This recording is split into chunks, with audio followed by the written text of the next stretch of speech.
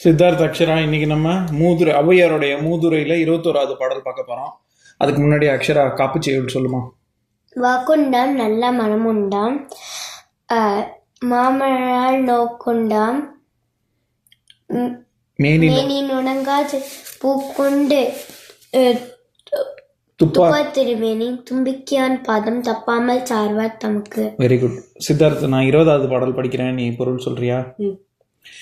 ஆழ அமுக்கி முகக்கினும் ஆழ்கடலின் நாழி முகவாது நாள் நாழி தோழி நிதியும் கணவனும் நேர்படினும் தம் தம் விதியின் பயனே பயன். என்ன அர்த்தம்?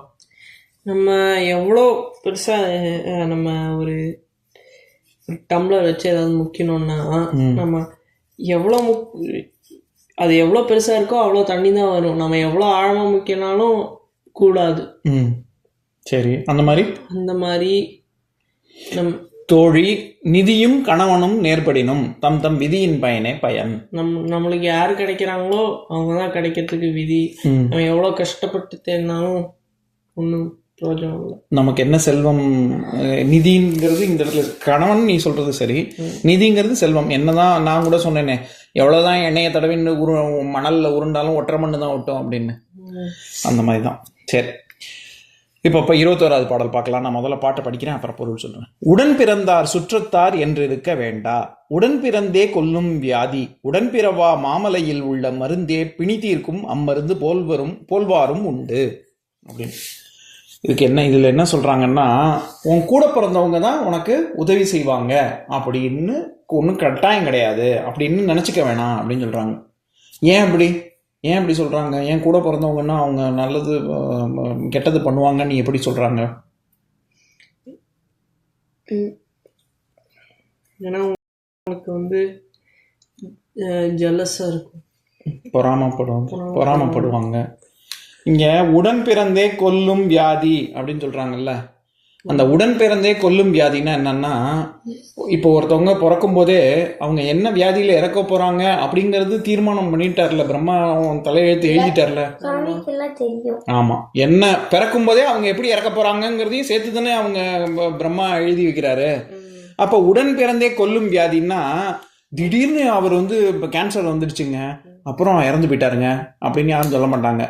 அந்த கேன்சருங்கிறது அவர் பிறக்கும் போதே அவருக்கு அந்த மாதிரி ஒரு கேன்சர் வரணும்னு இருந்திருக்கு. அதுதான் விதின்னு நம்ம சொல்றோம், சரியா?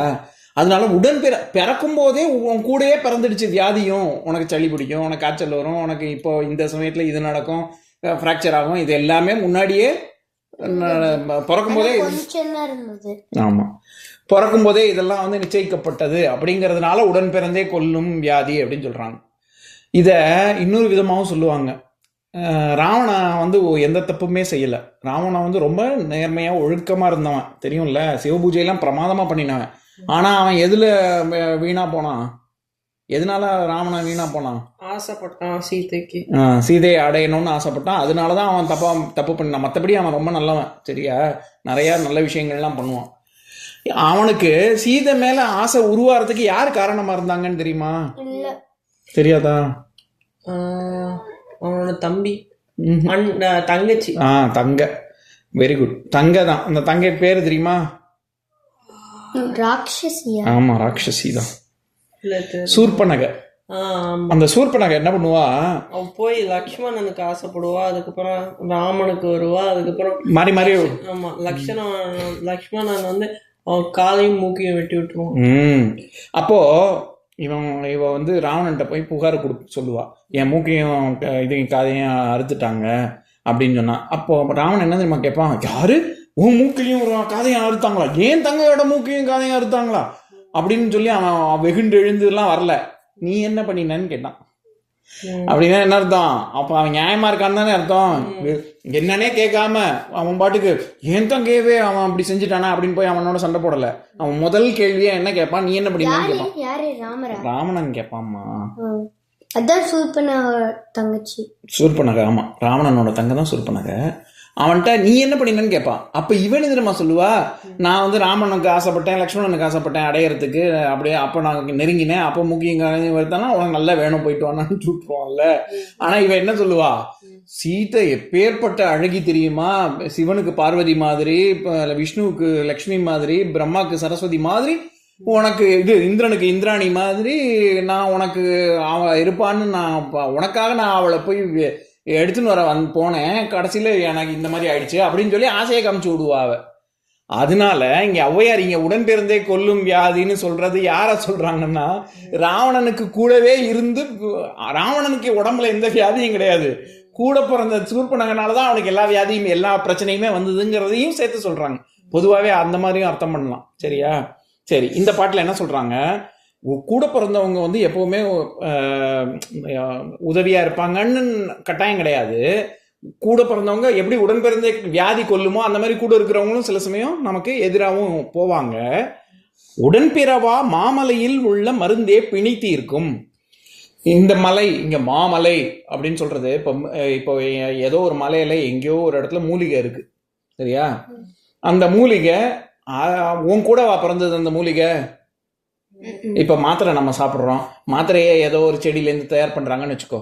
அந்த மாத்திரையை சாப்பிட்டோன்னே நமக்கு சளி காய்ச்சல்லாம் சரியா போயிடுச்சு அப்படின்னா, அந்த மருந்து வந்து எந்த செடியிலேருந்து தயார் பண்றாங்களோ அந்த செடி வந்து இந்த அக்ஷராக்கு உடம்பு சரியில்லாம இருக்கும், அப்ப நம்ம வந்து உதவி செய்வோம் அப்படின்னு கூட பிறந்தது அது இல்ல, அது எங்கேயோ எப்பயோ இப்போ இருந்திருக்கும். அவங்க என்ன சொல்றாங்க, எப்படி அந்த மாமலையில ஒரு மருந்து இருக்கோ அது உன் கூட பிறக்கல ஆனா உனக்கு உதவி செய்யுதில்ல, அந்த மாதிரி உனக்கு கூட பிறக்காதவங்க கூட உனக்கு நண்பர்களா இருப்பாங்க, உனக்கு வேணுங்கிறது செய்வாங்க, உனக்கு ஆபத்துல இருந்து காப்பாத்துவாங்க அப்படின்னு சொல்றாங்க. இந்த பாடல் முழுக்க முழுக்க ராமாயணத்தை ஒப்பிட்டு சொல்றாங்க. ஏன்னா இங்க மாமலைன்னு எந்த மலையை சொல்றாங்க, உடன் பிறந்தே கொல்லும் வியாதின்னு சூர்பனையை சொல்றாங்க ஔவையாரு. அதே மாதிரி மாமலை லக்ஷ்மணனை காப்பாத்தின மலை. அது என்ன மலை? பெரிய மலை. பெரிய பெரிய மலை எது? அண்ணாமலையா? பெரிய மலை அண்ணாமலையா? என்ன மலை? சஞ்சீவினி மலை இருக்கே, மூலிகை மொத்தம் அனுமாருக்கு அங்க தேடுறதுக்கெல்லாம் நேரம் இல்லை. அதனால அவர் என்ன பண்ணாரு, இதுல ஒண்ணுன்னா எங்கேயிருந்து அப்படியே தூக்கிட்டே வந்துட்டாரு அவரு. சரியா? அதைத்தான், ஆமா, மலையவே தூக்கின்னு வந்துட்டாரு. அப்புறமா தான் நம்ம வந்து ஜாம்பவான் அவங்க எல்லாம் வந்து எந்த மூலிகைன்னு பார்த்து எடுத்து லக்ஷ்மணனுக்கு வந்து மயக்கத்தை தெளிவி வச்சாங்க. அதை தான் இங்க சொல்றாங்க, மாமலையில் உள்ள மருந்தே பிணி தீர்க்கும். பிணின்னா நோய், பிணி தீர்க்கும். அம்மருந்து போல்வாரும் உண்டு. அந்த மாதிரி அந்த மருந்து மாதிரி உனக்கு சம்பந்தமே இல்லாம எங்கேயோ யாரோ இருப்பாங்க, அவங்க உனக்கு ஆனா உதவி செய்வாங்க அப்படின்னு சொல்றாங்க. புரிஞ்சுதா? இப்ப நான் பாட்டை படிக்கிறேன், என் கூட சேர்ந்து படிங்க.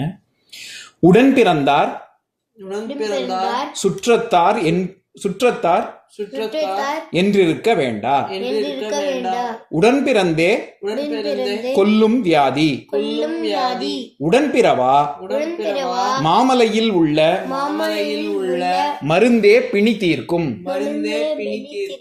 அம்மருந்து போல்வாரும் உண்டு. இன்னொரு நாள் இன்னொரு பாட்டு பார்க்கலாம்.